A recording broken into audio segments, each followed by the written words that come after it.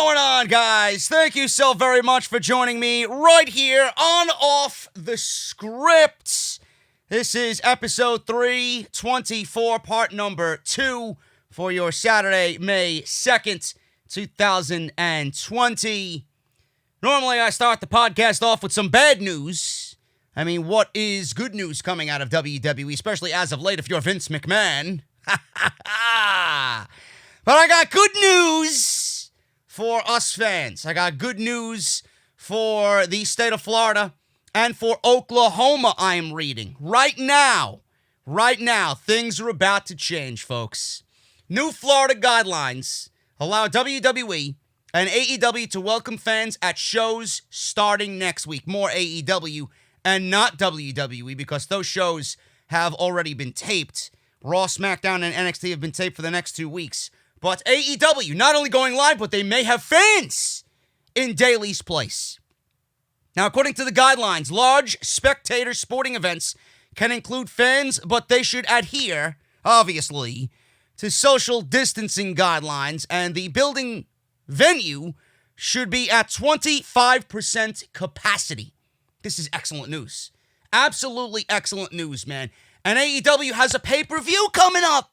Double or Nothing might actually have fans in attendance, man. It's like I am a little kid in a candy store, man. Anything and everything's going to be over on that show, on that night. It's going to be great. It's going to be great. Now, DeSantis and his guidelines for sports state the following. As of Friday afternoon, large spectator sporting events should use strict social distancing guidelines and limit occupancy of venues to 25% of building capacity. Basically, what this means is WWE can start welcoming fans to the Performance Center next week if they choose, and AEW can welcome fans to Daly's Place in Jacksonville as soon as Wednesday for AEW Dynamite.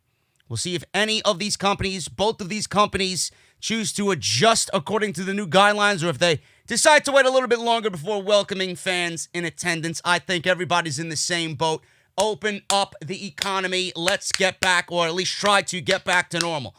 This is excellent news for Double or Nothing, currently scheduled to air live Saturday, May 23rd on pay-per-view. Not only is Florida going ahead with these new guidelines, but Oklahoma and Governor Kevin Stitt are ready to open his state, and he hopes to bring in pro wrestling and mixed martial arts to generate revenue for the economy. The governor made the media rounds this week to talk about his plan to slowly reopen business in the state, and his plan includes getting sporting events back. Stitt hopes to bring pro wrestling and MMA, boxing included as well, back to generate revenue through ticket sales. Stitt said that his plan to reopen the state will carefully be done, but there's no word yet on what guidelines would be for sporting events. As noted, we already talked about Florida Governor Ron DeSantis announcing guidelines for his state and said that large sporting events can welcome fans but must run at 25% capacity and should follow strict social distancing guidelines. This is excellent news, man. I'm fucking thrilled. I really am.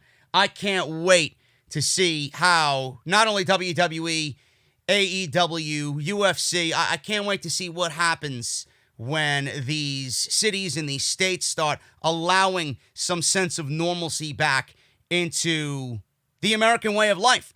And it's going to be interesting because we all know that WWE has went the uncool route. They have not handled or done or produced any of these shows in a manner in which it came off genuine, it came off as fun.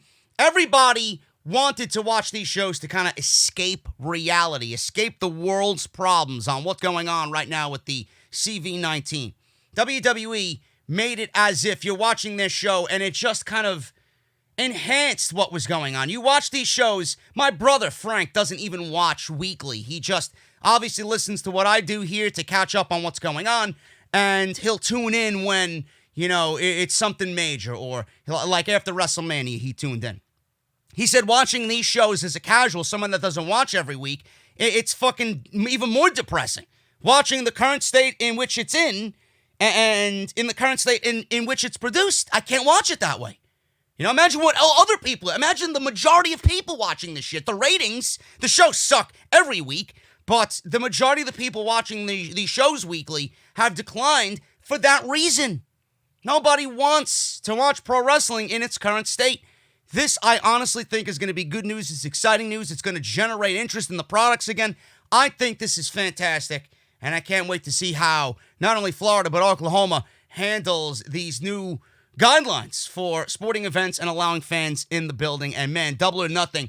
You know, a lot of you guys were telling me on Wednesday night with the Dynamite review that you don't really feel any sense of interest in Double or Nothing.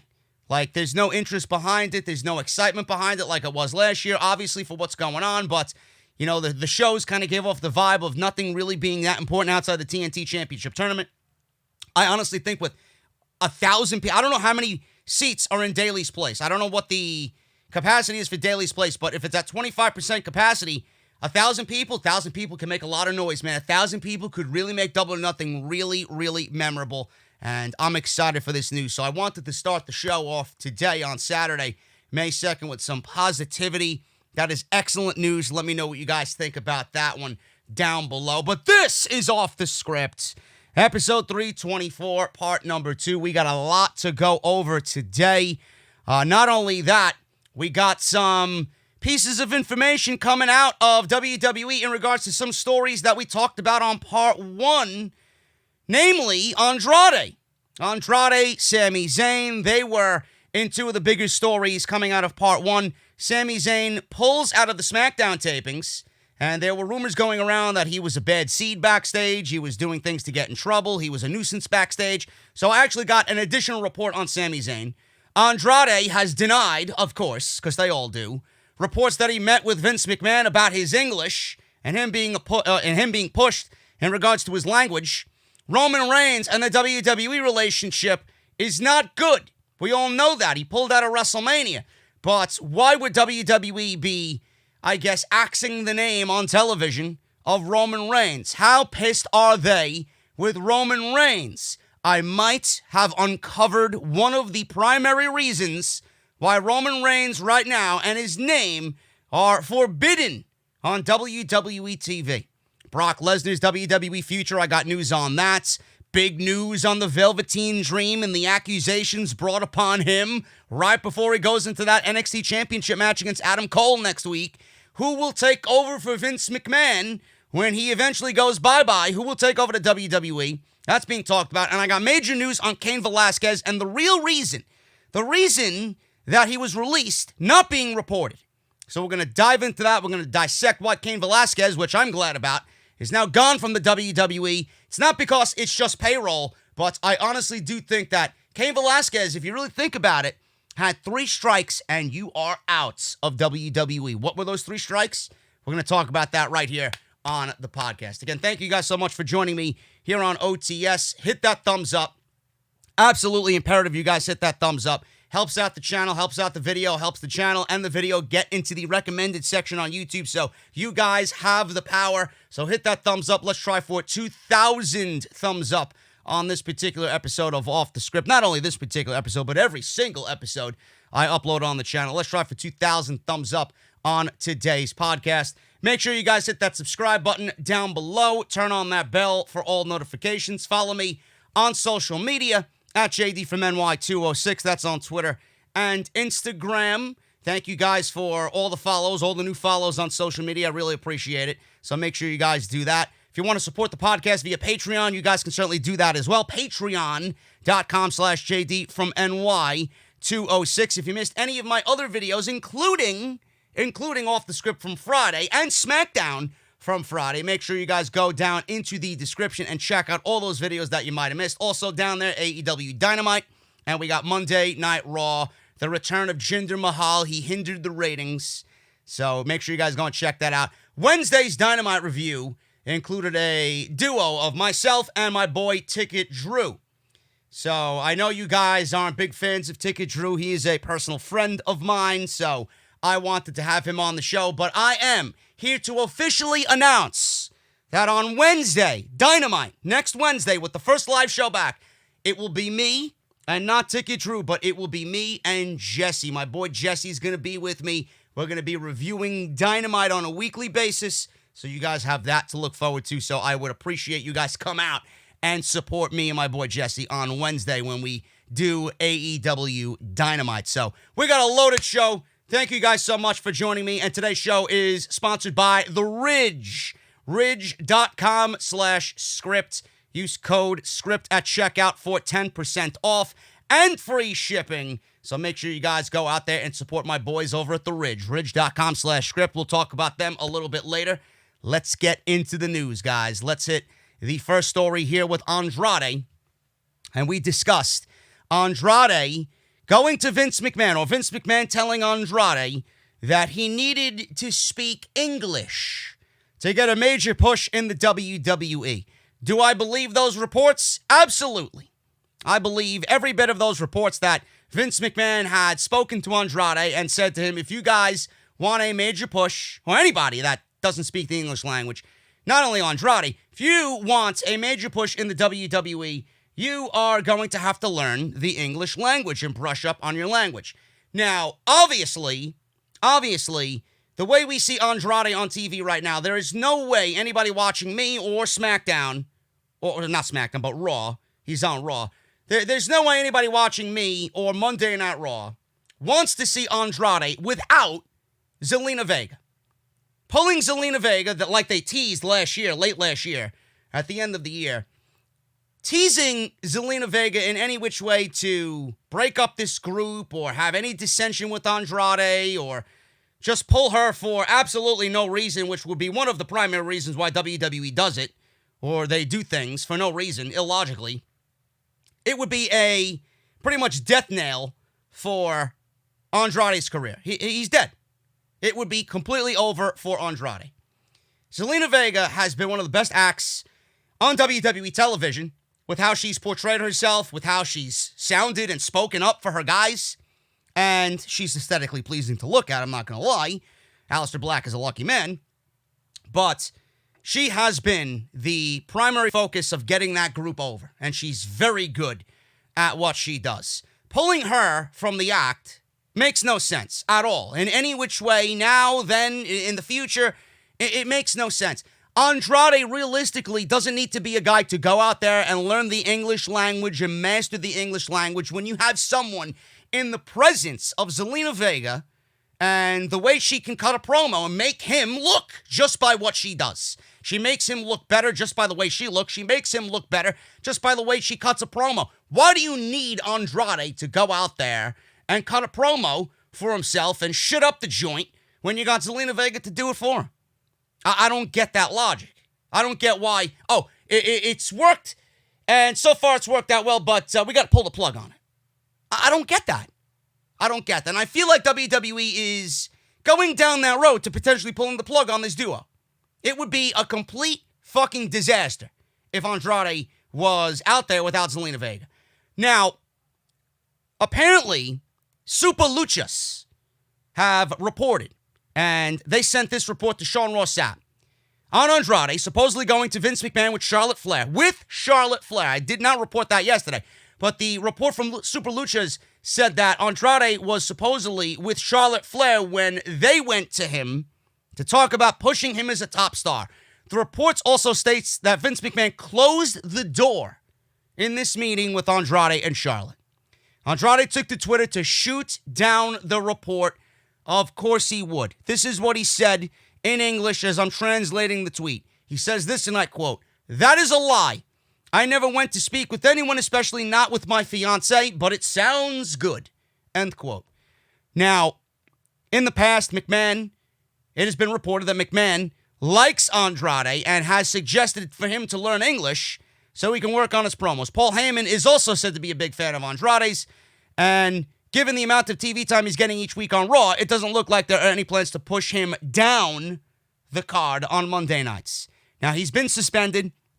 I don't think they're really holding that against him whatsoever. Andrade is among the wrestlers getting the most TV time in recent months since WWE started doing the tape shows from the Performance Center. Now, I could counteract all of these facts in this report. You know, McMahon might like Andrade, but he has a ceiling on Andrade, which I don't think you should be putting a ceiling on a guy that talented. He doesn't need to learn English. You got Zelina Vega there to do that for him. and she enhances the act not only aesthetically but sound-wise as well, cutting promo-wise.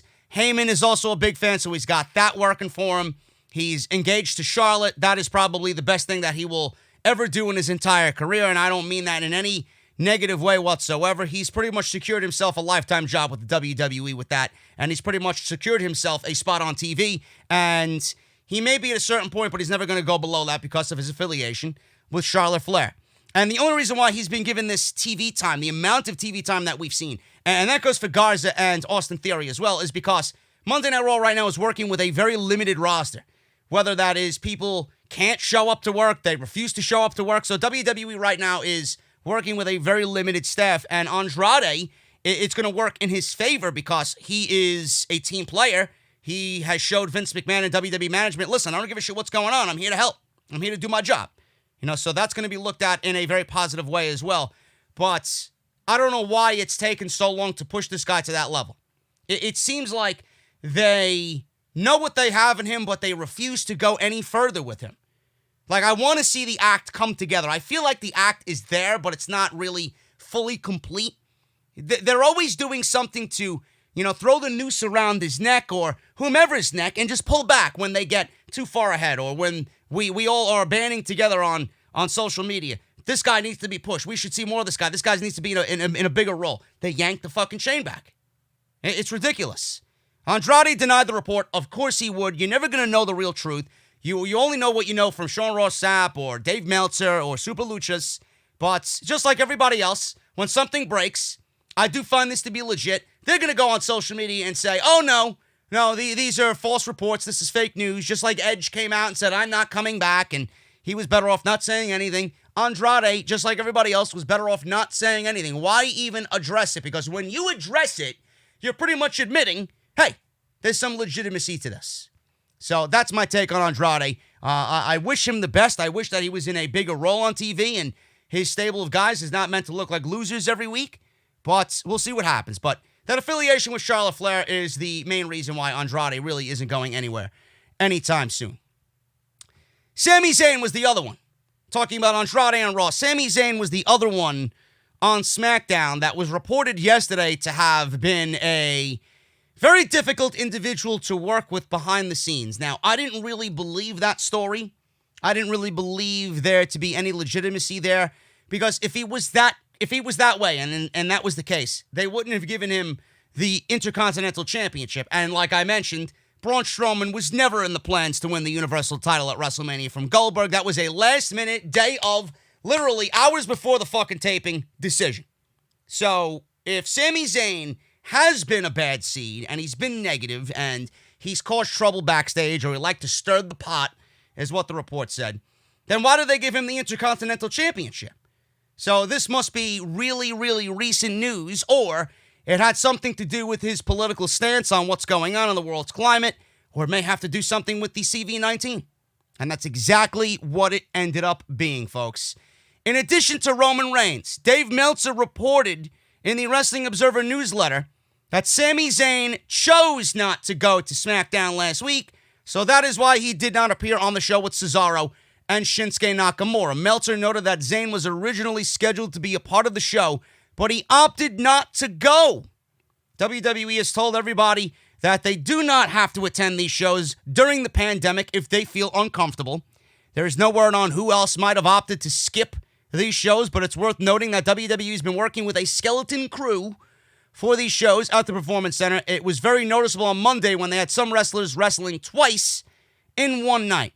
For those of you that are worried about Roman Reigns, there are rumors going around that WWE management has no idea when he might be back, and some believe he may not be back this year since a vaccine is not likely to be available until the end of the year or next year at the earliest. So there you go, folks. Sami Zayn has been disruptive backstage because they factored him into the show and he opted not to go. What are they going to do? What are they going to do? They're going to argue with Sami Zayn? Sami Zayn has every right not to show up for the show if he doesn't want to show up for the show. Yes, he's the Intercontinental Champion, but you should have thought about that before giving him the Intercontinental Championship.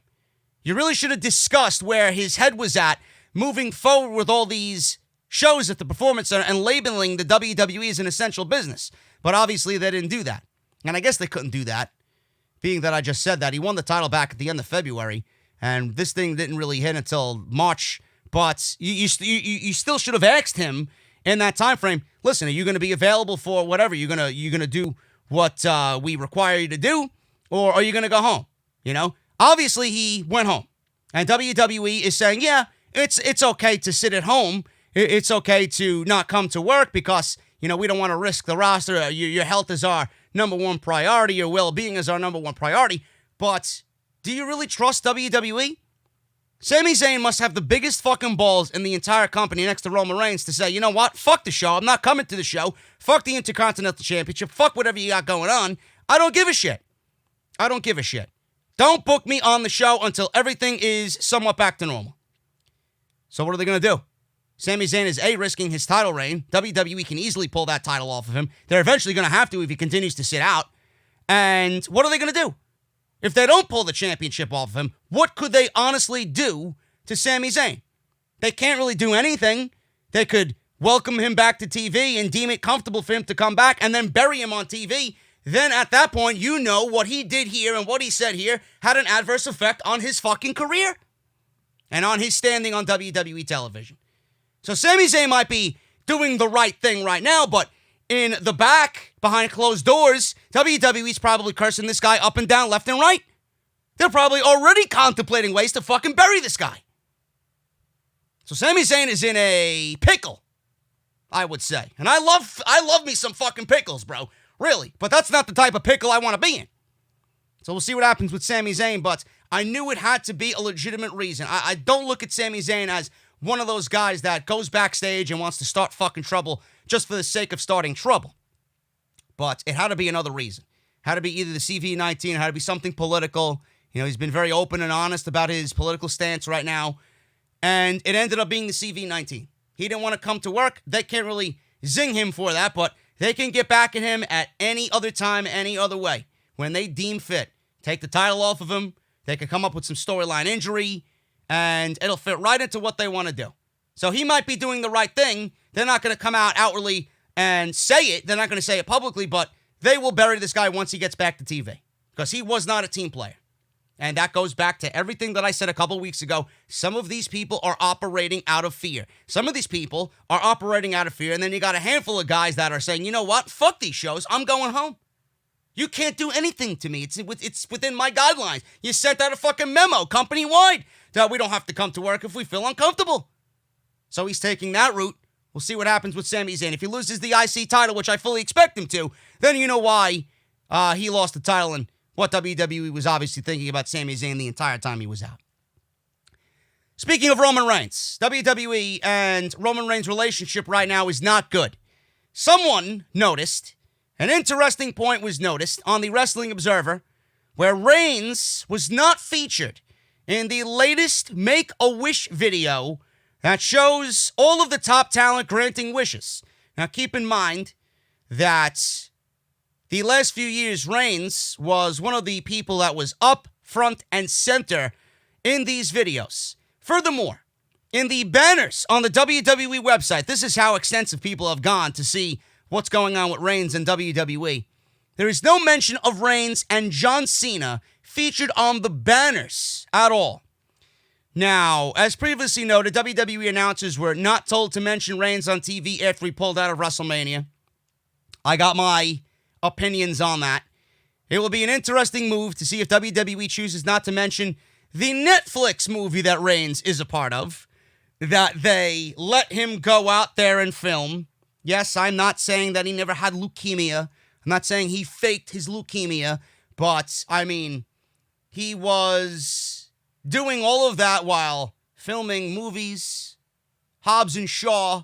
He was filming a Netflix movie, and I'm assuming that would lead him up to being out for 3 or 4 months or however long he was out. So WWE clearly let him go out there and do that.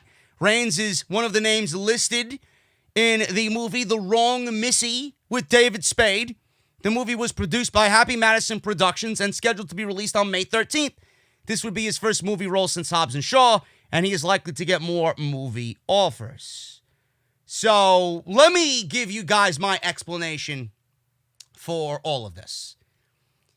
I don't trust WWE whatsoever. Or let me rephrase that. I don't trust WWE whatsoever, but I especially don't trust WWE when it comes to Roman Reigns. They will do anything to continue the agenda. They will do anything to continue shoving him down our throats.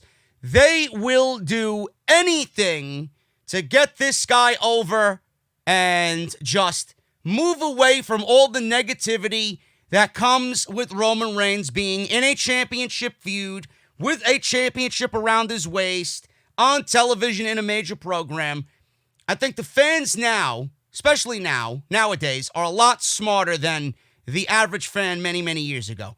When they see something like Roman Reigns being pushed and pushed and pushed, and it's that forced type of push, and you see somebody else that you know deserves a shot that has not gotten a shot, and you continue to see them get buried, and yet you see Roman Reigns and Roman Reigns and more Roman Reigns, and WWE altering this sound clip and making it seem like Roman Reigns is the most over guy in the company, the most well-over babyface in the company. It's disgusting.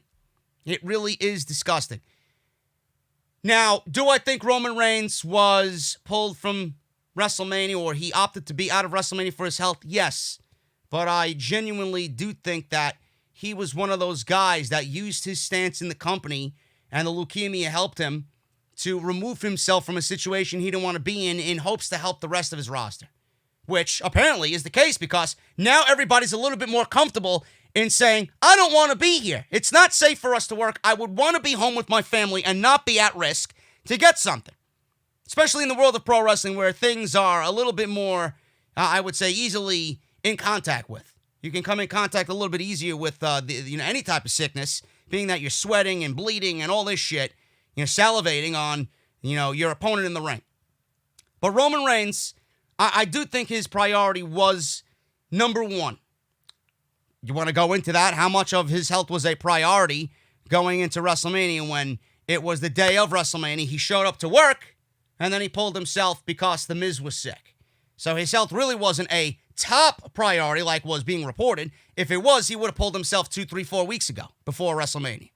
So I do think it was a yes for his health, but more so, he stood up for his fellow locker room, right? His fellow workers in the locker room, and said, you know what? It is okay to stand your ground against the company when they are forcing you to do something. You don't have to do something like this if you don't want to do it.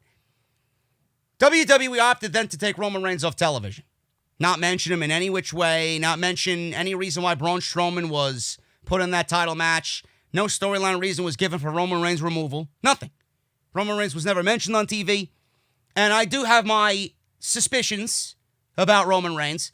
I do think that WWE could potentially, I'm not saying this is the case, but I'm just kind of insinuating, I'm making a guess because of WWE's past history and past mistakes. I could see them using this as a way to keep Roman Reigns out of sight, out of mind, so that when things get back to normal and Roman Reigns makes his grand return, everybody's going to love Roman Reigns. Everybody's going to look at Roman Reigns like a hero because of what he did at WrestleMania. Pulled himself out of the show, pulled himself out of a title match, and sat at home, did the good thing for his family, the right thing for his family. And he's going to come back and he's going to be treated like some fucking unsung hero. Now, that's my take on it. I'm not saying that's the legit reason, but that could be something WWE thinks of doing. I would not put it past them. Now, with Roman Reigns and WWE's relationship not being good, we will never know. Or do we? Apparently, there are two top WWE superstars, Roman Reigns included, that are getting movie and TV offers from Hollywood. Now, this is very interesting. We all know about John Cena and him having his foot firmly planted in Hollywood, getting bigger and bigger roles as the weeks and months go on. He followed The Rock's footsteps and wants to be the next Rock. He wants to be the next Dave Bautista, right? So WWE looks at John Cena. Yeah, they appreciate John Cena and what he did for the WWE, but it's coming back full circle. WWE doesn't push anybody on the active shows because they don't want a top superstar in their company to eventually leave them like The Rock did, like John Cena did, people that were known to draw a rating, people that were legitimately bigger than the fucking company at the time they were in the company. WWE doesn't want that because they will think, oh, this guy abandoned us, or this guy turned his back on us. He left us. We're not his number one anymore. And WWE, they look down on that. They shit all over anybody else that has been with them for a long, extended period of time and go on to be more successful than anything that they ever did in WWE. They want to be, yes, this guy made his life. This guy made his career with Vince McMahon in the WWE. Now, John Cena is going to be making more money. The Rock, the highest paid movie star in all of the world. John Cena is on his way to being more popular and more known now than he ever was or ever will be in WWE. They don't like that. They don't like that. So, Becky Lynch, she will be appearing in Billions on Showtime, May 3rd, 9 p.m. That is going to be a role for Becky Lynch, and she's been getting, on top of that, television and movie offers as well. So sources say that at least 2 different directors would be interested in casting her for big movie projects. Dave Meltzer noted in the Wrestling Observer newsletter that a major national women's magazine is preparing a major feature on Becky Lynch, and others in the entertainment world are interested in her because of how she connects with the audience. Now, sources said that her Twitter presence has helped her a lot. One source said that at certain time periods during feuds, Paul Heyman has suggested things for her to tweet, and her Twitter strategy appears to be working. Maybe she should get Seth Rollins on the Paul Heyman regimen for social media, because he absolutely fucking sucks on social media. Another person who's getting offers is Roman Reigns. Uh-oh. Did we just uncover the reason why WWE is now axing Roman Reigns and all mention of Roman Reigns from WWE television? Like I said, he will be in David Spade's movie titled The Wrong Missy on Netflix. The movie is set to premiere on 5/13. And Reigns also has major interest from Hollywood producers for other big-time projects. The feeling is that doors were open for him when he did Hobbs and Shaw. The feeling on Reigns is that he has the look of a star who will come off well on TV shows. That means a lot, especially when it comes to promoting projects on talk shows. If Reigns and Lynch choose to take on more roles in Hollywood, then it could be the start of them taking unlimited schedules with WWE, similar to what John Cena did when he started getting movie offers. In the case of Reigns, his relationship with WWE doesn't seem to be doing so well these days. We don't know when he's going to be on TV, and this may be one of the reasons why WWE has opted to not mention anything regarding Roman Reigns. For all we know, he could be filming movies, he could be doing what he's got to do in Hollywood because he got the offers. They were too good to turn down. He went to WWE with them. He opted to go do that instead of working WWE. This was after WrestleMania, obviously. But it definitely could factor into WrestleMania too. Maybe that is one of the other reasons why he didn't want to do WrestleMania, because they were set to give him a Universal title reign and have it be God knows how long. And having the reign might have interfered with some of the movies, potential movies that he could have coming up. And he didn't want to do that because he knew he was going to be away for an extended period of time, and he didn't want to take on both responsibilities. There's no way that he could. So we don't know. This could be one of the reasons, if not the main reason, why WWE has opted not to mention anything regarding Roman Reigns on SmackDown, and especially with his removal from WrestleMania. Unbelievable. Now, this fits right into what WWE has always been afraid of. Everybody that works for them becomes a household name and they move on to do something else instead of working for the WWE and having a presence on their TV shows and helping them out when they need it. They're not going to be around. They're going to go on to make themselves a bigger name in Hollywood.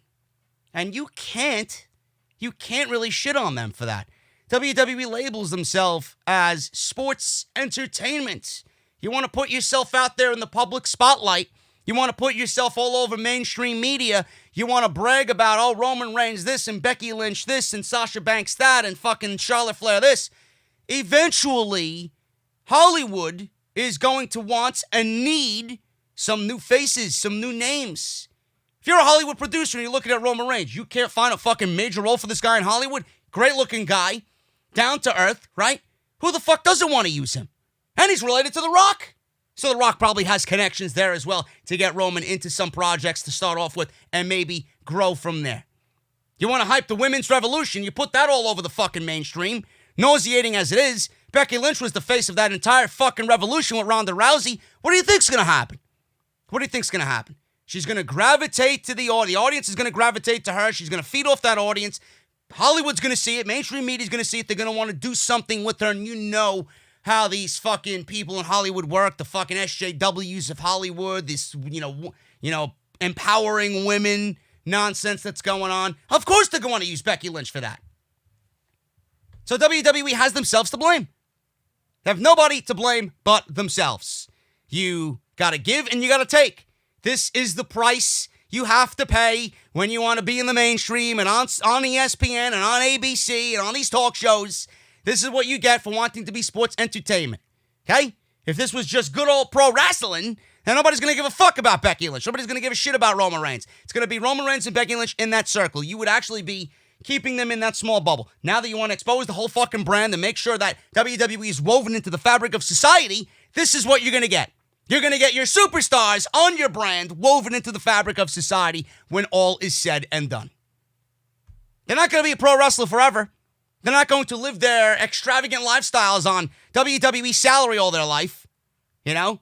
You should in no way, shape, or form, hold anybody down from achieving more and more success. WWE's petty. And I guarantee you that's one of the reasons why Roman Reigns is not being mentioned or there's heat on Roman Reigns from WWE management. So let me know what you guys think about that. Brock Lesnar's WWE future is uncertain. We don't know what's happening with Brock Lesnar after WrestleMania, but during WWE's Q1 conference call just last week, Vince McMahon said, "We no longer have Brock Lesnar, obviously."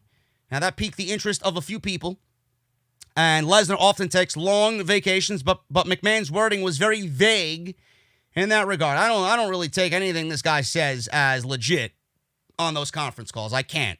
It's all lies. It's all bullshit. Does that mean he's not coming back?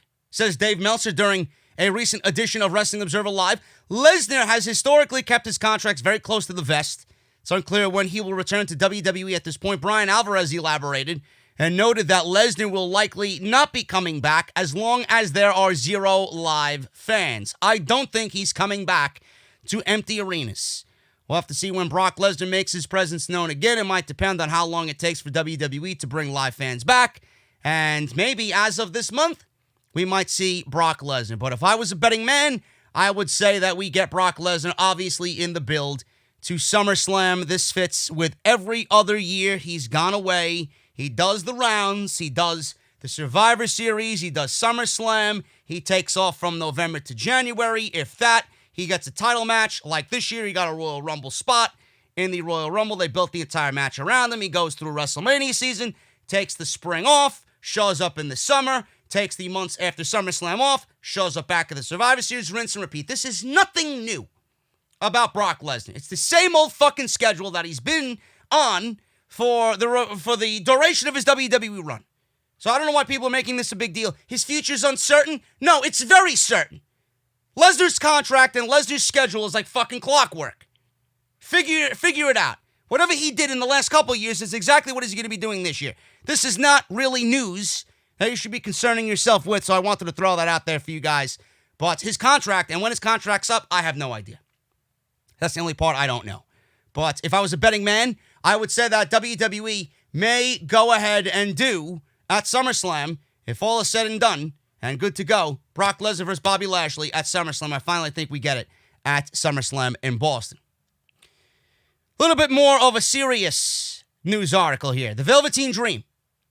Update on the Velveteen Dream's accusations. Now, last week, it was disgusting on social media.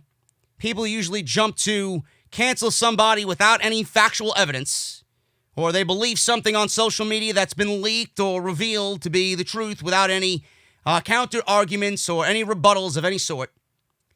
Last week, accusations of sharing inappropriate images with a minor were made against NXT star Patrick Clark, a.k.a. the Velveteen Dream. Now, there was an initial speculation that the shared image was likely the result of someone hacking Dream's Instagram account, and this is what Dream himself claimed in a statement shortly after on Twitter.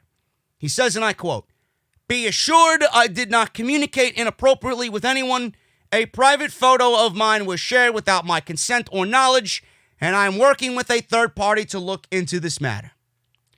Now, if this was a serious allegation, if it was really serious and it really kind of, took a life on its own, I don't think the Velveteen Dream would come out and, just by way of his lawyer, I don't think he'd come out and make any statement on his own.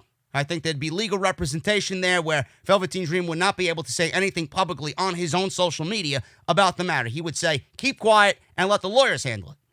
But being that this was the Velveteen Dream who said, you know what, I did not communicate with anybody. A private photo of mine was shared without my consent, and I'm working with it, or working with people to get this resolved.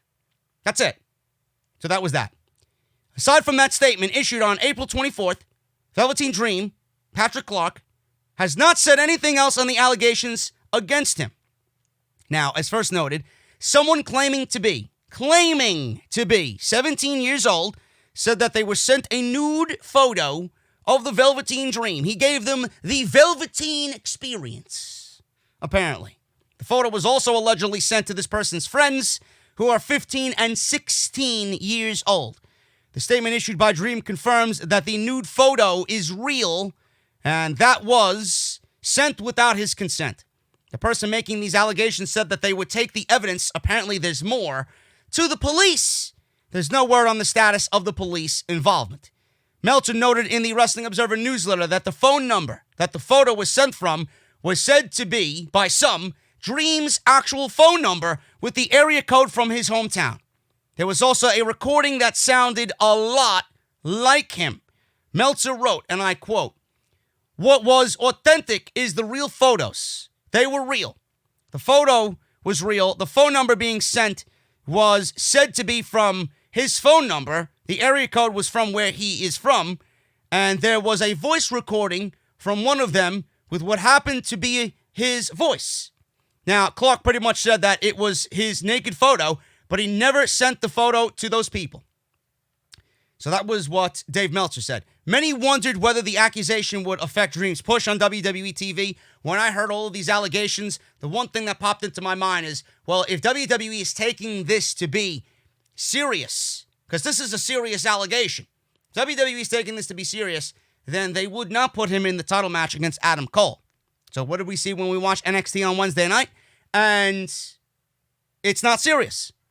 It's not as serious as people are making it out to be, at least right now. Because Velveteen Dream and Adam Cole are going one-on-one for the NXT Championship next Wednesday. Now, Velveteen Dream is rumored to be the new NXT Champion. I feel like Adam Cole's time is up, but WWE might be going along with the plan because that's what's been in the cards, and they might actually have Dream lose. So that's going to be another test for this allegation.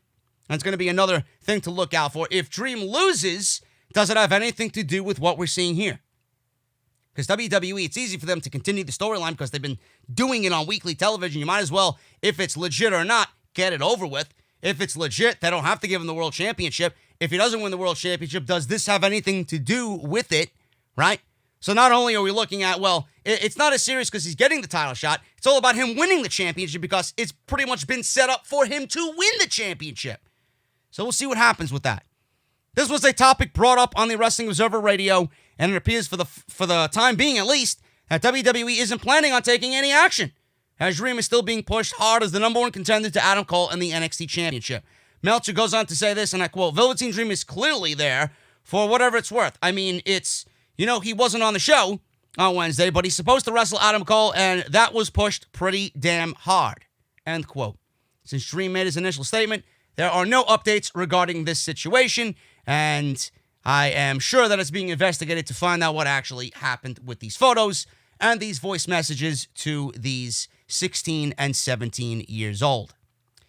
Now, I don't understand why people immediately just go to cancel culture and want to cancel somebody. It's, Usually the way it is, it's innocent until proven guilty, you know?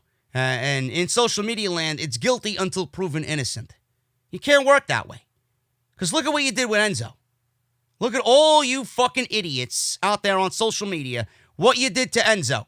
You went the way of guilty until proven innocent, right? WWE had no choice because they're a publicly traded company. When they got something like that, a rape allegation like that, being a publicly traded company, they don't want anything to do with that. So a man wrongfully got fired.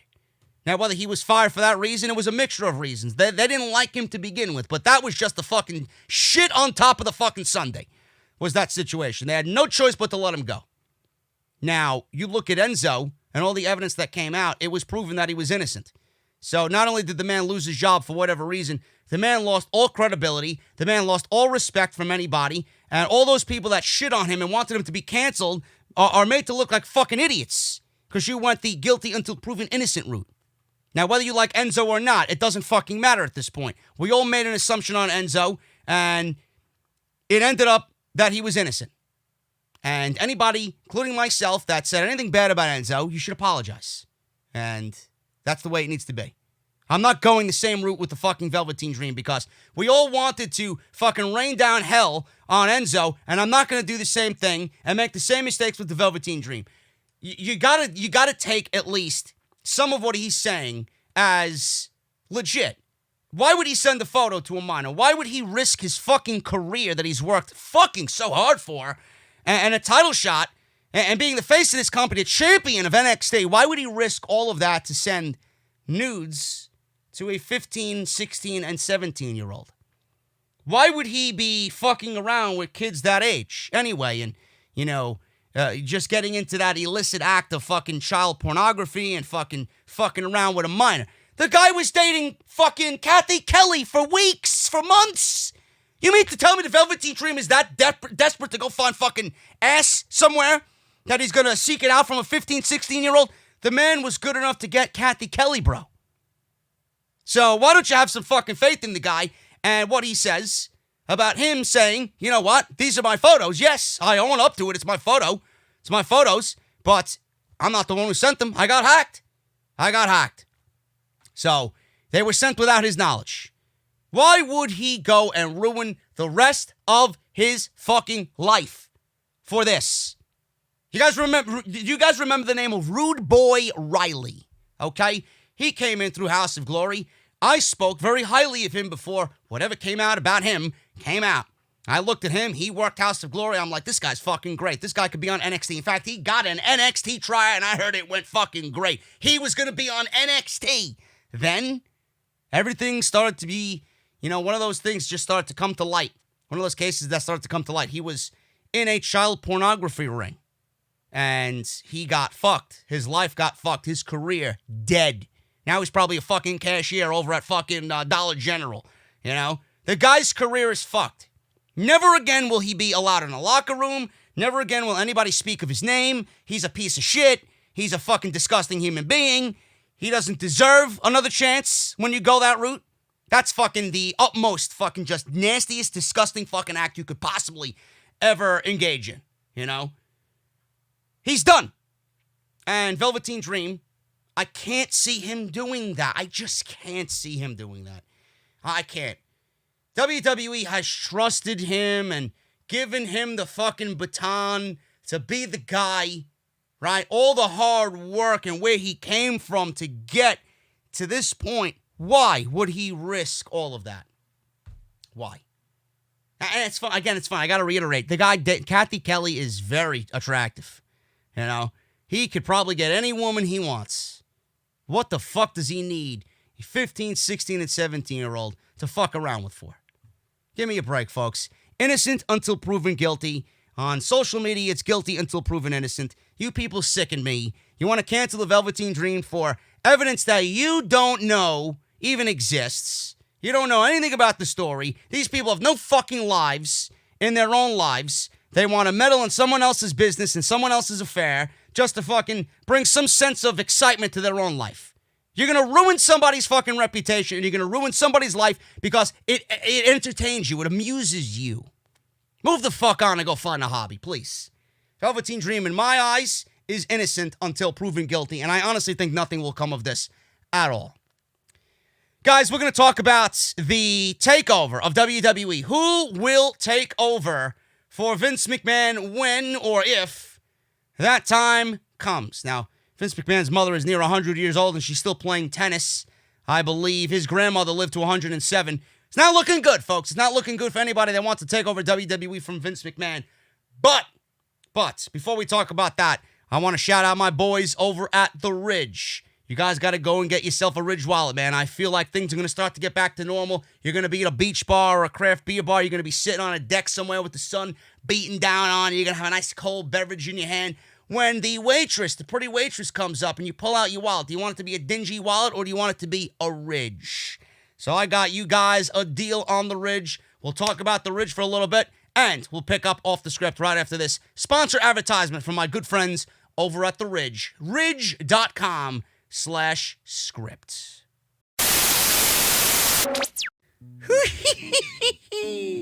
Oh, man, look at this goon, JD, talking about the pretty waitress being intrigued about his Ridge wallet. Nobody gives a shit about your Ridge wallet, man. You know, we gotta start changing shit up around here on the podcast, man. You know, forget the Ridge. Why don't we talk about how great Charlotte Flair is, man? She's the greatest of all time. Yeah, you guys think that Io Shirai is gonna win. What a bunch of clowns, man. Io Shirai, she's gonna be sent packing back to Japan, man. I'll pack her with some nice sushi along the way. You know what? And then Charlotte could go and just feast on the NXT Women's Division. Yeah, listen. You know, we can sit here and talk about Charlotte Flair for the remainder of this podcast, but we got responsibilities, and we got to talk about the Ridge. You know, how long have you guys been using the Ridge? I bought mine last week. I love it. Man. I love that it's a big improvement over me not having a wallet. You know, beavers don't have pockets. So it doesn't bend, it doesn't fold, it doesn't scratch. And it might scratch when I try to eat it, but it's not made of wood. It always looks clean and stylish. And it has RFID blocking qualities. So I love it, man. The Ridge is also so confident that you'll enjoy the product. They give you free shipping, so you guys can get it fast, and free returns in case you don't like it. And if you do like it, there's a lifetime guarantee. And there's 30,000 people who don't like wood who gave it a 5-star review. So they got a lot to be confident about, man. It's made from military-grade materials like titanium and carbon fiber. I'm still waiting on that wood version, Ridge. And it's proven to be bulletproof, waterproof, and chainsaw-proof. You know, I love that it's waterproof, man, because I can take it into the dam and I can start going to work. You know, that's really good news. So you guys can get 10% off. You know, the link has got to change, man. It's got to be ridge.com/done. And we got to get that changed. But it's ridge.com/script.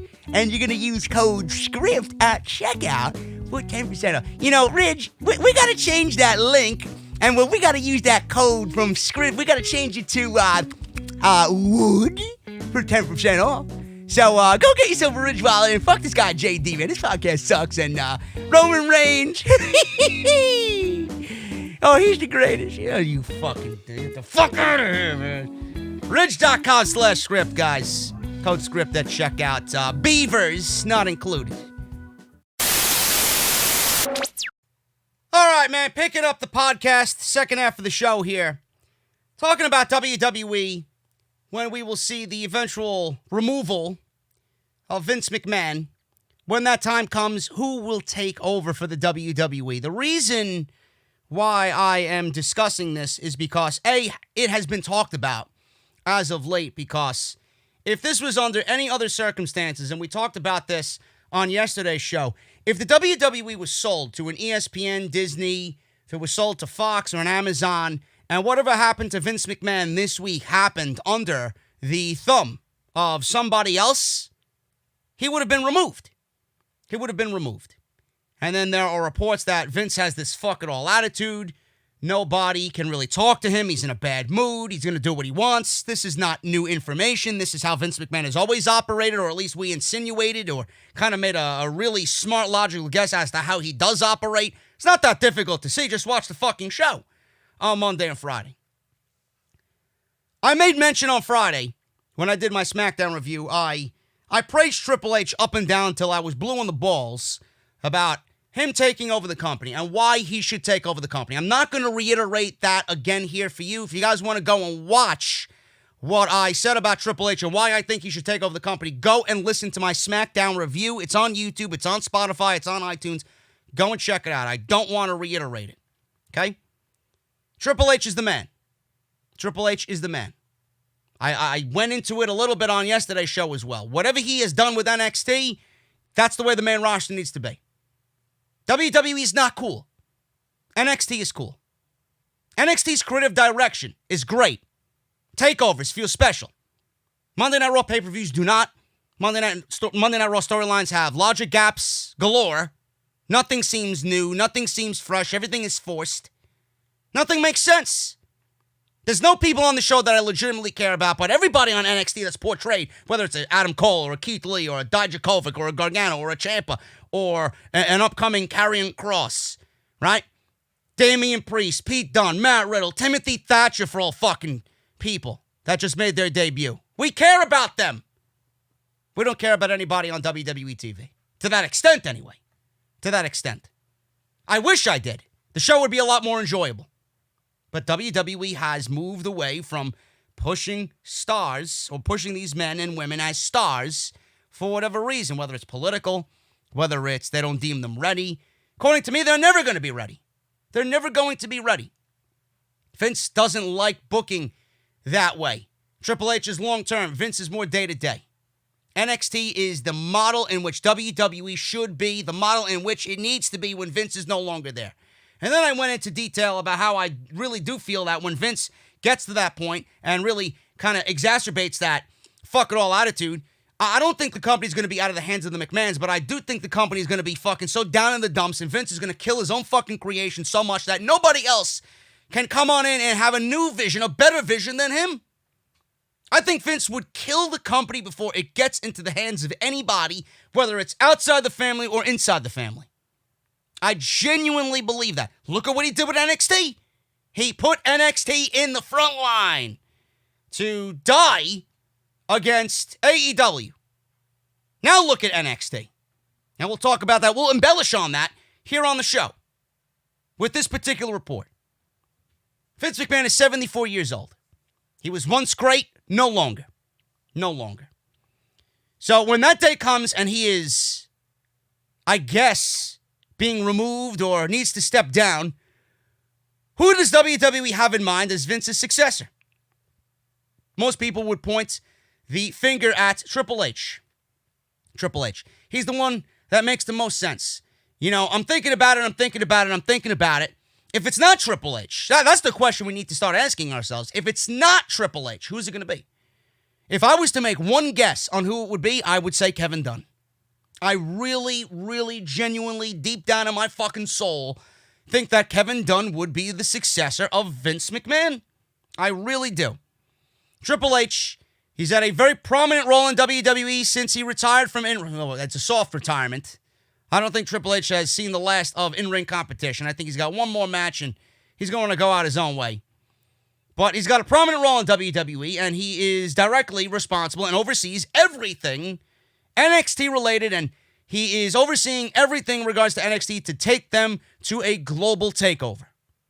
According to Wrestling Observer Radio, Triple H is certainly the favorite to take over from Vince McMahon. It's not a lock that the former world champion, though, will take the job. It will likely depend on what the situation is when Vince eventually stops running for the company and whether Triple H even wants the job. It's not exactly a stress-free role. It was recently reported that the following with the releases of George Barrios and Michelle Wilson, that WWE did not have a plan for who would take over if Vince were to step down or die, in worst case scenarios, die, and it's unclear that the situation has changed. Triple H continues to work hard and maintain the NXT brand as they run weekly shows on the USA Network, Johnny Gargano has been a prominent feature on NXT TV, and he continues working closely with Triple H every single week. He actually spoke to Planeta Wrestling, did Gargano, and he was asked about working with Triple H. Johnny said that, well, he actually praised Triple H and said it wasn't because he's talking about his boss either. He was not praising him just because the question of Triple H was brought up. He's not praising him for, sucking dick reasons. Gargano explained that they have worked together a number of times, hand in hand. Of course they have. I mean, the whole storyline with Tommaso Ciampa and Johnny Gargano was obviously built from what Shawn Michaels and Triple H used to have back in the day. It's the same intensity. It's the same fucking makeup.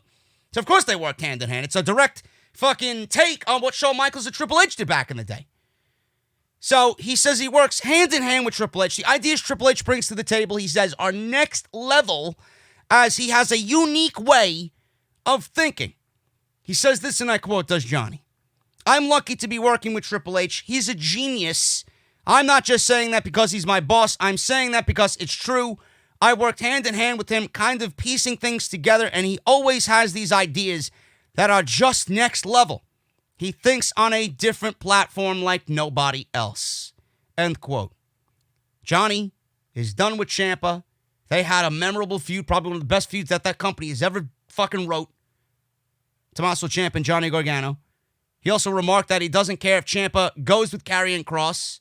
Gargano's next goal is to become the NXT champion as his wife Candice LeRae grabs the top title in the women's division. So that was that. Not really pertinent to the overall who's going to take over for Vince McMahon story, but, Johnny is the face of NXT, whether you like him or not. Triple H is obviously the fan favorite. Triple H is the fan favorite. He's the favorite of you. He's the favorite of me. The majority of the people on social media, he's probably the number one guy that people are thinking of. Triple H is going to take over WWE and he's going to lead us to the promised land, right? Now, a lot of you guys are probably saying, well, it's not in the best interests of the stockholders for Triple H. Nobody in management likes Triple H. Nobody in management wants Triple H there. Nobody on the board, the people who have invested money in this company want Triple H. They don't know much about Triple H. How are the stocks going to, handle the news of Vince McMahon being removed and in comes Triple H, his son-in-law? When that happens, the stock is going to take a hit. And the stock is going to take a hit because of uncertainty. Vince was there. Vince was there doing his thing, making money, making promises, doing this, and taking the company to making the most money that the company's ever seen. In comes somebody else. Obviously, there's going to be uncertainty there. Is Triple H going to be able to do what Vince McMahon did? Is Triple H going to have the business acumen to do what Vince McMahon did? Is Triple H going to have the support that Vince McMahon has? Nobody knows. Nobody knows. But what I can tell you is that by the actions of Triple H alone, Triple H is certainly setting himself up to take the position of Vince McMahon when Vince McMahon obviously is no longer capable of running it. I would deem him not capable of running it now. Never mind, 80 years old, an 85-year-old, can you imagine? A 90-year-old Vince McMahon running the WWE. He won't remove himself. He won't remove himself. And I don't even want to think about that day. Triple H is in the best interest of the fans on social media. In the business world, probably not, for that uncertainty reason. Now, with Vince being removed and Triple H going in, how much worse could it be than what we're getting now, honestly? Is Triple H even the guy? Is Triple H even the guy? By Vince McMahon's actions, he might not be the guy. Because I know for a fact, you could just watch the fucking shows. Vince McMahon probably set Triple H up for failure. Vince McMahon probably set Triple H up for failure with moving NXT to the USA Network. Because how does it make Triple H look to everybody?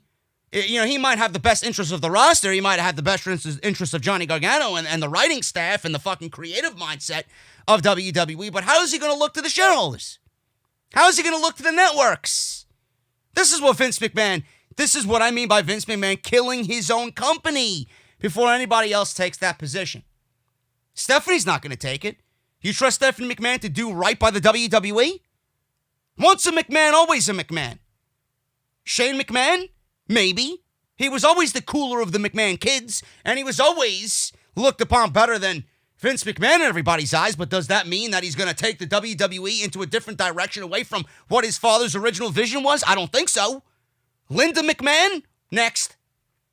Nobody wants Linda McMahon running the company. Kevin Dunn? Maybe. I don't know. Or maybe it's somebody that we don't know. Maybe Vince McMahon already has a hand-picked successor for himself, and nobody knows who he is. Maybe he's somebody not named a McMahon. I don't know. I really don't know. Might be one of the McMahon grandkids for all we fucking know. I don't know. But by the actions of Vince McMahon, it certainly looks like he set Triple H up for failure. Because like I mentioned, how does Triple H look into the eyes of the shareholders? How does Triple H look in the eyes of the network? Of the WWE, people, not only upper management, but USA Network and Fox, right? How do they think of Triple H? Because Triple H is on Wednesday. I guarantee you, if Triple H was asked away, behind closed doors, off camera, did you want to move NXT to the USA Network? I guarantee you he would have said no. Guarantee you he would have said no. Because what that ultimately did was take Triple H in this NXT universe and make it seem like they were much more than what they really were. Oh, we're going to generate 1 million rating because it's a WWE product on Wednesday night. How come NXT hasn't even come close to eclipsing 1 million viewers outside of what they did before AEW hit Dynamite? Because they were hitting 1 million viewers on that, because that was heavily hyped on Monday Night Raw and SmackDown, right? But they never came close to that again. Triple H has not been able to accumulate 1 million rating on Wednesday night. If NXT was so great, why aren't people watching? Why are we dipping into the 600, 500,000 viewers on Wednesday night? How do you think that looks to the networks? Don't you think Vince McMahon put him in that position to kind of test the waters? Look, you can't even bring your NXT group of kids up to a certain level that everybody thinks they're at. Everybody thinks you're so great. Go ahead. Show me how great you are.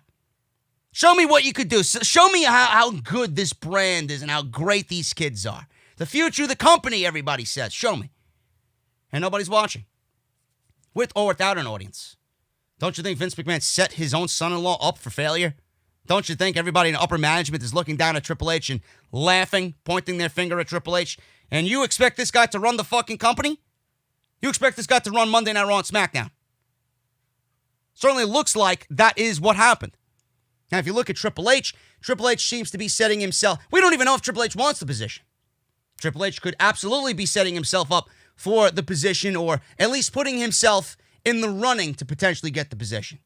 Because Triple H is actually running NXT so tight-lit, and it's one of those situations where, you look at TakeOver, and you look at the name TakeOver, and you look at the NXT management team and the people that Triple H has surrounded himself with. It's one of those situations where Triple H probably has, already picked out who he wants as his successor in NXT, and has been grooming them, Shawn Michaels, since he's come aboard. Shawn Michaels produces. Shawn Michaels sits in there behind Gorilla with Triple H. Triple H and Shawn Michaels are directly responsible for a lot of the storylines that come out of there, and a lot of the training at the Performance Center with these NXT kids. Shawn Michaels is there, Shawn Michaels is one of those guys that I could absolutely see you take over for Triple H while Triple H moves on to run the WWE main roster. Triple H has surrounded himself with such a fucking great team that he knows when his time is up, because he's not going to be running NXT forever, that when he needs to step away, NXT is going to be right where he wants it to be. It's not going to lose any of its appeal because it's his vision. It's his team. And they're going to do exactly what Triple H would have done if he was there. I don't know what is to be with WWE and the future of the company. I do think that Triple H is the number one choice, the majority choice by fans. Management, not so much, And there are rumors going around that a lot of people on Vince's side, a lot of right-hand men by Vince McMahon don't like Triple H for whatever reason. I don't know the reason for that. I would love to know the reason. Part of me wants to think that they are afraid of Triple H because of how openly he's been with everybody on his vision and how fans are gathering in numbers and, forming this army in Triple H's corner to take over the fucking company. Triple H can do no wrong in the eyes of these people. When you watch a takeover like we've seen recently, and everybody on social media is clamoring it was the best show, one of the best shows that WWE's ever produced, how do you think that makes the WWE management team feel? How do you think that makes Vince McMahon's team feel? Makes them feel inadequate. Vince McMahon and inadequate in the same sentence?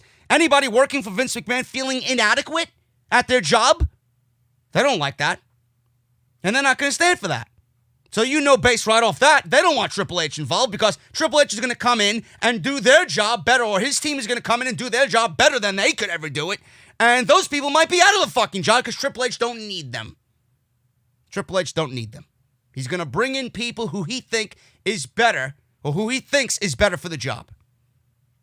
This is a very sticky situation. This is why I say, when Vince McMahon is ready to go, at that point, whenever that time comes, I feel like the WWE is going to be destroyed at that point, and Vince is not even going to give a shit. Because whoever's going to come in is not going to be able to bring the WWE back to what we all expect it to be. Vince will have shit all over it, and Vince's vision will remain. It's going to be a very difficult task to get the WWE out of that fucking hole and into the hands of somebody that's going to resurrect it. Vince would rather kill it than see his vision in the hands of somebody else. No matter if Triple H married his daughter or not. Triple H can come in. He's already proved it with NXT. Ratings aside. He's already proved it with NXT that he does a much better job than anybody. His team does a much better job than anybody on Raw or SmackDown. That doesn't bode well. That doesn't bode well for those people. That's what they're thinking. Triple H is the right man for the job. I think it's too early to be talking about it, but it was in the news because of the month of April that Vince McMahon had.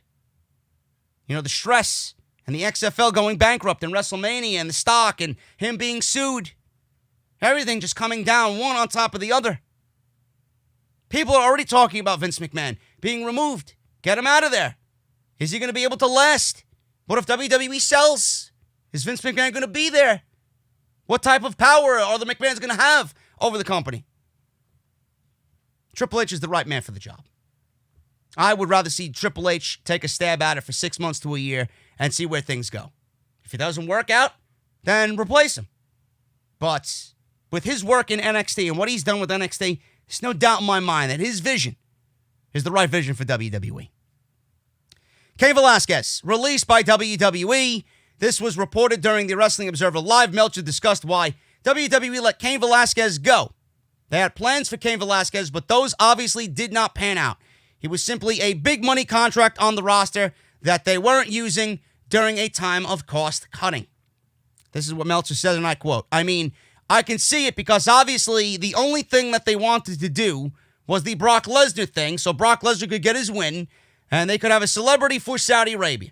After that, he was going to be in the Royal Rumble, and then for whatever reason, they decided against it, and they haven't even thought about him since. He worked a show in Mexico City, but that was it. I haven't heard of him. He wasn't down in Orlando training or anything, as far as I know. Not lately anyway, so that's pretty much it. I don't know if he would be back to fight at this stage of the game. I could see him wrestling for AAA, perhaps with AEW, but that is harder. It's funny because if he would have signed with AEW, they probably would have used him a lot more because those guys were really impressed with his debut. In WWE, if you remember the match in Saudi Arabia, he didn't do anything in that match at all. That match was essentially one takedown, one submission, and that's it. They didn't try to have him do anything, so that's the deal. I could definitely see AAA using him. AAA wanted to use him after he signed with the WWE. There were at least thoughts of him trying to work with WWE and bringing him in for AAA shows. Obviously, the odds of that happening were very, very slim, but I know AAA had ideas like that, end quote. Fightful Select reports that Cain Velasquez's release happened this week. It did not take place on April 15th, along with the others on Black Wednesday. As of right now, there are no more names to be announced of people who were cut, outside of, obviously, Cain Velasquez, and then, as of late, Curtis Axel. The word, says Sean Ross Sapp, the word of Cain Velasquez's release came this week, and there are other names that have been cut that WWE didn't publicly announce. Everyone we've talked to at the WWE Performance Center and in WWE said Velasquez was very nice and respectful when he was around. His deal was scheduled to go into the fall of 2022. Now, Velasquez signed a multi-year deal with the WWE. The contracts allowed WWE to cut anyone at any time, so that is what happened here. Velasquez had interest from AEW and AAA in Mexico before he agreed to the deal with WWE, so it's possible that he will want to continue his wrestling career with one of those companies if there is room for him in their budget. A lot of people looking at Cain Velasquez, and, a lot of people, like me included, are like, yes, cut the fucking fat. Get him out of the company. There's no reason for him to be in the company. And his inclusion on TV didn't jolt the ratings the way that they expected. He's a no-name ex-UFC fighter that has lost all of his appeal. So bringing in Cain Velasquez does nothing as a ratings standpoint, or from a rating standpoint. It does nothing for my viewership of the fucking show. It actually ruins the fucking show to have him on the show. Because we know he doesn't belong there. And we know why you brought him in the first place. You brought him in to fucking embarrass him. You brought him in to get Brock Lesnar his win back in a fucking scripted sport. And you brought him in to showcase to the Saudis, hey, look, we got Cain Velasquez. We got ex-UFC champion Cain Velasquez. And we're putting him against his arch nemesis, Brock Lesnar. That's why they did it. It's disgusting. Now, what people aren't talking about is why he was released. Why was he released? Budget cuts? You could look at that. You could look at Cain Velasquez being budget cut by the WWE. The guy was making God knows how much money to fucking sit around and do absolutely nothing. Even if he was on the show, he would do nothing of interest for anybody. Like I said, he would ruin the shows. We already have enough people on the show that actually do that, not named Cain Velasquez. So, there's 3 strikes here, folks. 3 strikes as to why Cain Velasquez was released by the WWE. I know I would look at it this way. This is why I'm bringing it to you. Number 1, the WWE knew they had to know. I don't know how you couldn't. I don't know how you're giving this type of money to somebody and you don't know the fucking history of who you're signing or what the ability of someone is that you're signing, right? WWE had to know that this guy was going to need surgery upon giving him a contract. Now, I don't know if they did. They might have not known. But at that point, it's up to Velasquez. Hey, I got a knee issue. I would like to get the knee surgery. I like to get this taken care of, and then I can give you all I got. Right? Now, WWE, it was believed that they were well aware of his injury when he signed the contract. If he did not tell them of the injury and they signed him not knowing the injury, that's not a good look for Cain Velasquez. That's exactly what Mike and Maria fucking Kanellis did. They signed a 5-year deal for God knows how much money, and then they unleashed to the WWE about their pregnancy, that she was set to have a kid. Are you fucking serious?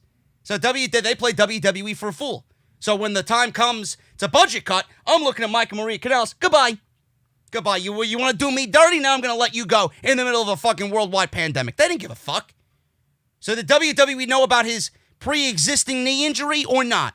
Or did Cain Velasquez play them for a fucking fool and get God knows how much money out of Vince McMahon to sign a 3-year deal with the company? That's strike one. We may never know the answer to that question. Now, he was supposed to be in the Royal Rumble. I even reported it.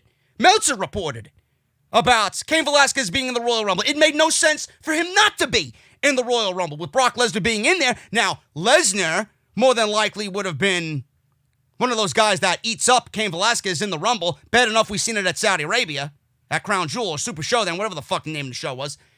He was supposed to be in the Royal Rumble to have a showdown with Brock Lesnar. No doubt in my mind. Now, people were already rumoring. There were rumors going around the internet that Cain Velasquez was actually going to win the Royal Rumble. We were going to get Cain Velasquez was Brock Lesnar at WrestleMania.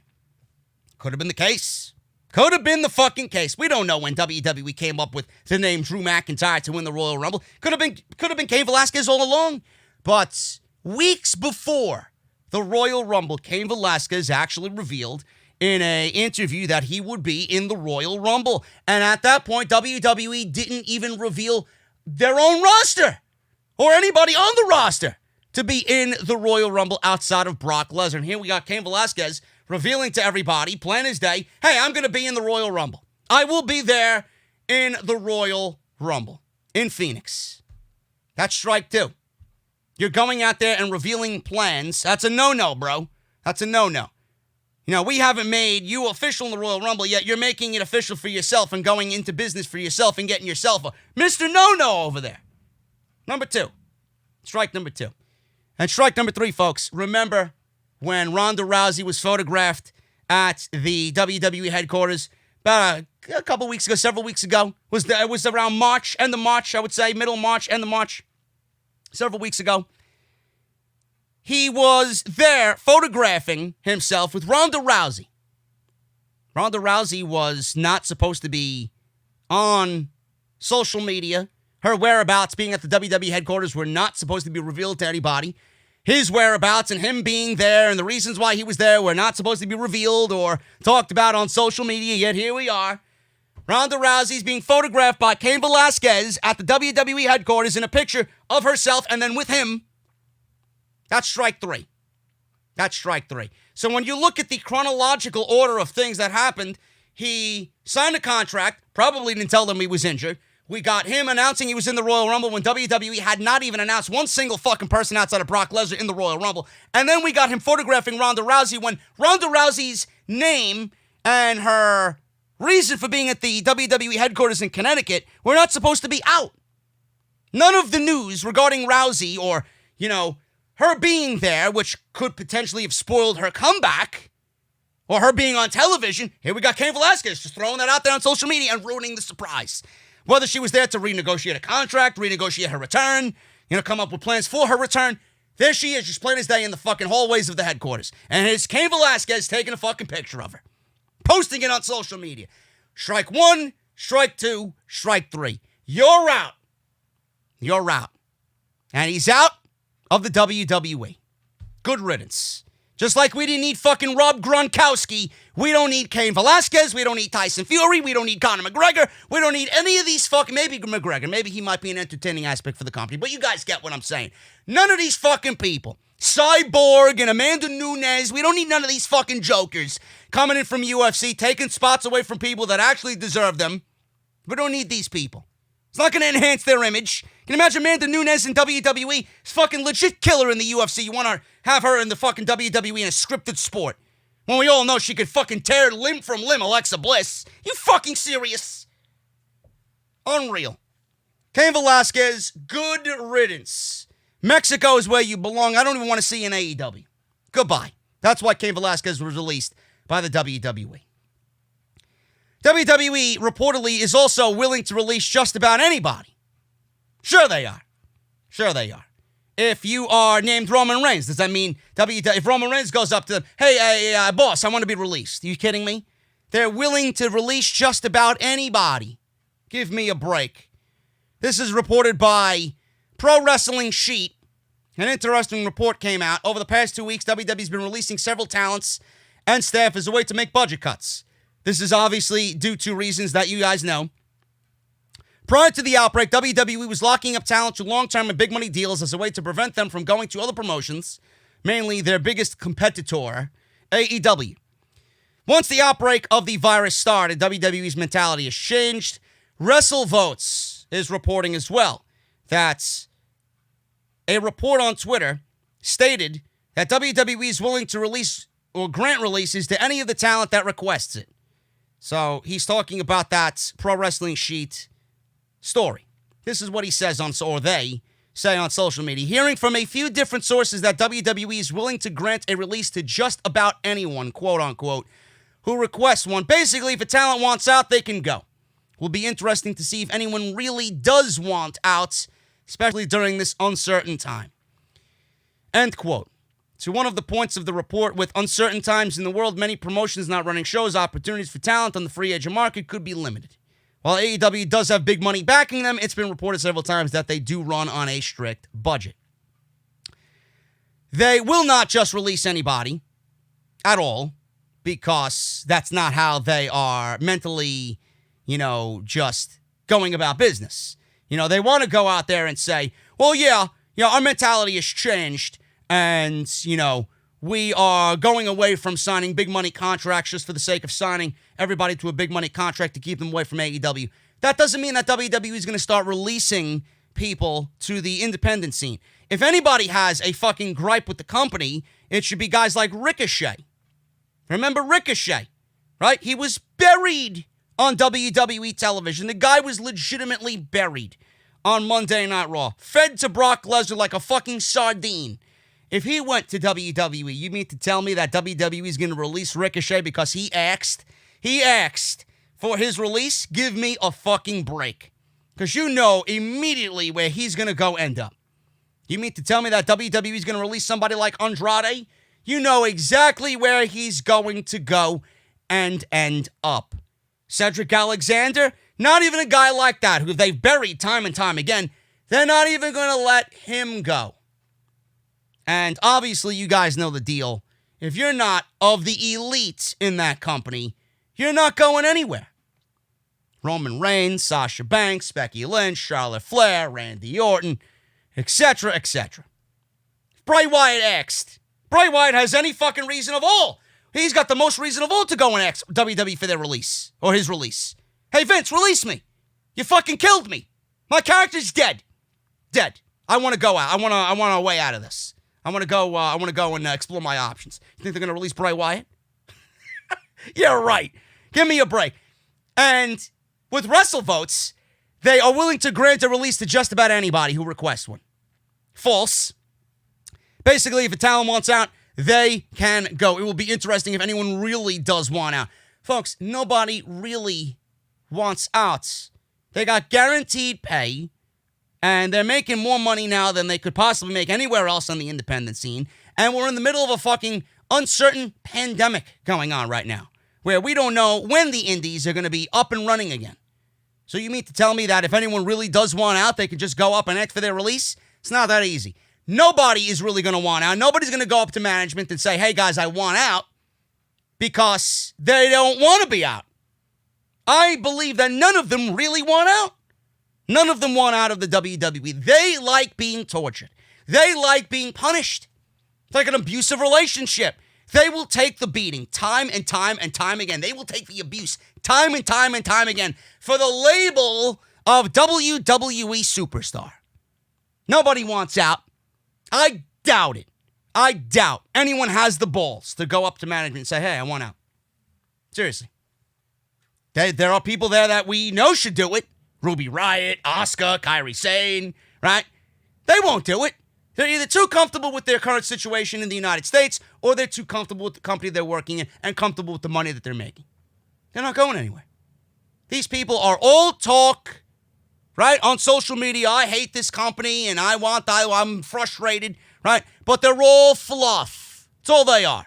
Nobody's asking for their release and nobody's going anywhere. WWE is going to release who they want, and they're going to deem who they have no more value in whatsoever. That's all you're going to say. Nobody's willingly going to go up to Vince and say, hey, boss, I want out. Not going to happen. Not going to happen. Major update on the Revival and where they will end up after the WWE.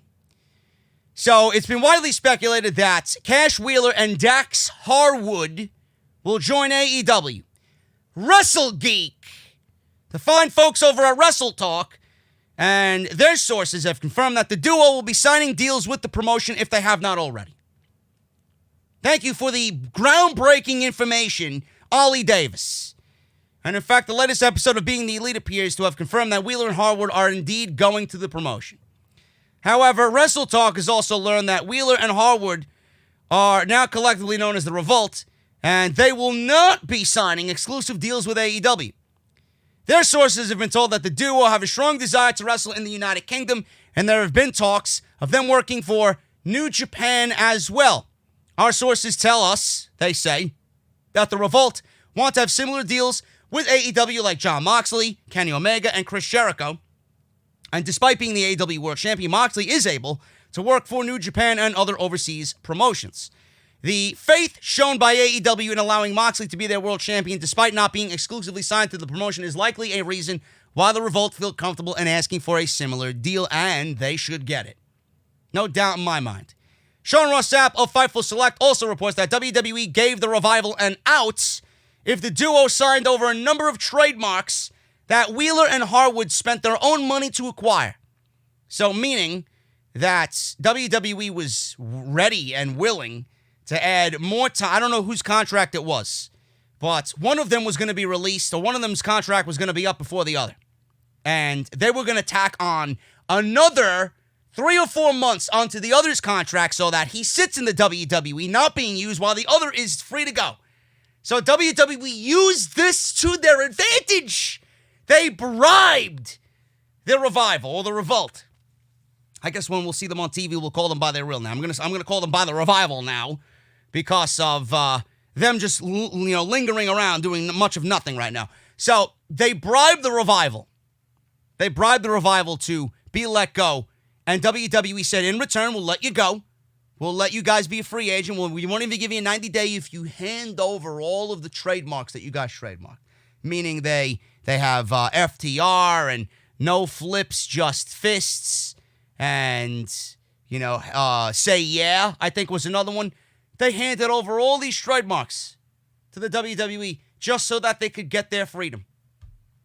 That is a ballsy move. And they valued that their freedom was much more valuable than these trademarks. I don't know what the fuck WWE's going to do with those trademarks. They are just petty motherfuckers, man. They're going to do nothing with those trademarks. Soon as you let them know, soon as they find out that you want out, they will make your life a living hell. And that's exactly what they did to Wilder and Dawson. What are they going to do with those trademarks? Nothing. You will never hear of the Revival ever again in any which way, shape, or form on WWE television. They just wanted to be petty sons of bitches. That's all they wanted to do. They don't give a fuck about what the Revival does. They just want to make their road to success that much more difficult following their WWE run. If you can't make it here, motherfucker, you ain't gonna make it anywhere. That's WWE's mindset. That sucks. I can't wait. Again, one of those guys, two of those guys in this case, like EC3, like a Deonna Purrazzo, right? Like a Curtis Axel if he ends up with somebody. These are the types of guys you want to see succeed. And they will. Believe me. They're not going to be game changers. They're not going to be, a ratings fucking dream to AEW. But they will be better than ever. And you know how fucking great they can be. Heath Slater. He talked about his lack of freedom in the WWE. He was actually on Lillian Garcia's podcast. Slater explained that while he did not request his release, one of the reasons he didn't mind being released was the lack of creative freedom he was given. I did try to go in, and I did try to talk to them and push, but they just said no. No, no, no. I heard no so many times to where I said, you know what, shit, I'm not going to push no more because when I do, it goes nowhere. Or if I do pitch something, they give it to somebody else. I was sitting like, hello, come on now. When you get tired of hearing no, no, no, not for you, you can't do that, you kind of start believing that you can't do it. Like I said, getting fired, I really believe I needed this. The times are crazy and the times are weird now because you can't go out and make money and stuff, but I believe I really needed this to get the fire, the hunger back, and to focus. He goes on to say about Jinder Mahal and Drew McIntyre. He was asked whether he likes his stablemates or his former stablemates in 3MB. And he goes on to, I guess, answer the question, would he have liked to have been champion? Hell no. Opportunities, man. I was there for a whole decade like this. And he motions with his hand like an ocean. I might have a faction here, a faction there. I was always that little puzzle piece to a group. I didn't see myself being a champ. Why? Mentally, I was just not there. So Jinder Mahal was a champion. Drew McIntyre was a champion. So Lillian asked him, would you have liked to have been a WWE champion at some point like your former stablemates in 3MB? He said, no, I mentally wasn't there. So that is Heath Slater opening up on a WWE-related podcast on Lillian Garcia's podcast, saying that he never got opportunities. When he went to go get an opportunity, he was denied. No, no, no, no, no. And he was there so long. He was a long-tenured employee of the company for 15 years, and they did not give him a fucking bone at all. That wears you down. Like I said, this release of Heath Slater and a lot of those guys are a blessing because they will find work, and they'll be much better off than they were in the WWE. Same thing with No Way Jose. He was interviewed recently by Kenny McIntosh of Inside the Ropes. He strongly hinted that the No Way Jose character would not go anywhere, and he's done with it. He didn't even like it, and he will be changing things up as he continues his wrestling career. Jose said, it's tough, not because I now have to either try to get back into that character or try to come up with something different completely. As good as the character was for me in terms of making a living, I don't want to continue that character. I just feel like it did what it did, and if people want to book me for whatever reason, it's going to be possibly one-off or whatnot, but I have so much more to show you. I have a more serious side. I have a more aggressive side. So he's pretty much saying that he's ditching the character when he can get out there and kind of rebuild himself. So we will not be seeing the No Way Jose character, according to No Way Jose. And it's going to be interesting to see what he could do. He's one of those guys that a lot of people don't have much stock in. So it's going to be interesting. And guys like that, honestly, that you don't have much stock in and that were held down with some shitty fucking gimmick and riddled with just garbage booking, those are the guys that end up surprising you the most. Those are the guys that end up making a big name for themselves. And again, I always go back to Juice Robinson. I used Juice Robinson as an example when I was talking about Heath Slater. You know, he had a shit gimmick in NXT, goes over to Japan, acquaints himself with lifestyle over there, gets himself right, makes a name for himself over there, and now look at him. It was just a couple of years ago where his contract with New Japan was up, and WWE came knocking on his door, wanting him back. Why? Because they fucked up. Heath Slater has every opportunity to do that. No Way Jose, I'm not saying he's going to be the next Juice Robinson, but guys like that usually fly under the radar, and when they hit the indies, they're making a big name for themselves. They're making a big splash for themselves, and you're pleasantly surprised. So keep an eye on everybody. Give everybody a shot. Keep an eye on what everybody does. You never know who's going to surprise you. That's the best thing about situations like this. When everybody's released in these bulk-like manners, you never know who's gonna fly the fucking coop and just break out. Holy shit, where the fuck was this guy in the WWE? It's going to be a very interesting time for everybody once things get back to normal. And finally, guys, Taynara Conti says she was one of those people that asked for her WWE release months ago. So again, this is a blessing in disguise. She asked, they didn't release, then Black Wednesday came, she got what she wanted. And she's going to continue wrestling. She was speaking on her YouTube channel, and she cleared up some rumors from a couple of months ago that were reported about her asking for her release, and then WWE brought her back. She walked out, apparently, and confirmed that she had requested a release from the company, but it could not happen at that time. She says this: first of all, I want to say that I'm okay, I'm happy, I'm healthy. Most importantly, I'm so excited for the future, for real.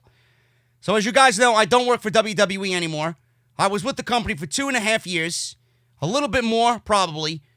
Honestly, that was like the most crazy and amazing opportunity of my whole life. I will always be grateful because WWE changed my life for the better. I came here to the U.S. I knew no English. I had no idea what wrestling was before or after 2 years. I was in the WrestleMania ring at the Battle Royal, I believe. I had just 2 years of experience, and I was in WrestleMania. I was the first Brazilian to be signed with WWE and the first one to step into a WrestleMania ring. I had so many cool moments, so many good feelings that I'm just grateful. I met so many good people who are special that I will have with them, or I will have them with me for the rest of my life. It was so good. In the last couple of months, I was not feeling like that anymore. Again, a similar feeling as to everybody else that was released. I was not happy. Deonna Purrazzo mentioned it. Heath Slater mentioned it. No Way Jose mentioned it. You know, who else is going to mention it? Rusev's probably going to come out and mention it. As you guys know, I have a background in judo. So I'm always competing with myself, and I need to feel that I'm growing, that I have space to grow, that I'm useful. And I was not feeling like that anymore. When I talked to them, we tried to figure it out, and I was just not happy, and I'm like that. When I'm not happy, I try to change. If I can't change, let's go. I move on. I asked for my release about 2 months ago, and they were not able to give it to me by then. And I had no option but to try again. Then the middle of the pandemic hit. I was at home, and I got a call. Hey, Tay, bye. They released me. Of course, it was a shock. I was upset. I was nervous. But you know, now that I figured out everything, I'm happy because I want to have good feelings about WWE in my heart, and I always will have good feelings about WWE in my heart. She then added if she wants to explore other opportunities in wrestling. She said this in closing. But let's talk about the next steps. I fell in love with wrestling, and every time WWE signed someone that came from the indies or from another company, I always asked questions. I was always trying to understand better. I am curious. I always need to feel that I have challenges, and I always had, even for the coaches, that I will miss a lot because we had great coaches in the WWE, and I learned a lot from them. I always said that I want to learn. I want to know about wrestling more because I just know WWE, and wrestling is much bigger than that, and I know this. So I always asked questions. I was always happy to learn more. Here I am, free to know, to learn. I really, really want to achieve a couple of dreams, like go to Japan and wrestle in other places. So I'm really excited, but excited for the future. Guys, I really am. But for now, that's all. I can't say anything more because I'm not sure about anything yet. But yes, I do have a couple of plans. Yes, I will be in the business. And yes, I will be in the U.S. So thank you so much for your support. You know, if AEW wants to pick her up too, by all means, go ahead. I think she could really flourish. That could be a foundation for her to really get her feet wet and learn as well. And not only that, but give to the division as well, because that division needs the most help out of any women's division in the United States. So if that's the case, I mean, if I'm Cody, if I'm Tony, I'm looking at Taynara as well. She did get a lot better from what I could tell. She when she first got there, when she was in the Mae Young Classic, nothing really stood out about her, but the more she was on TV in the most recent episodes of NXT, she looked a lot better. She really did.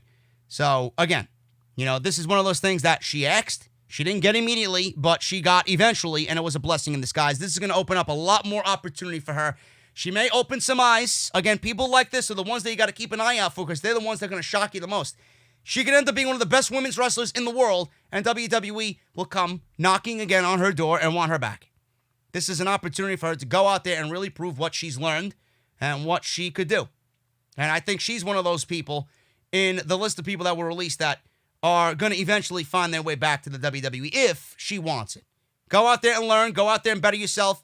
Get acquainted with somebody, you know, another company. Get your feet wet. Learn.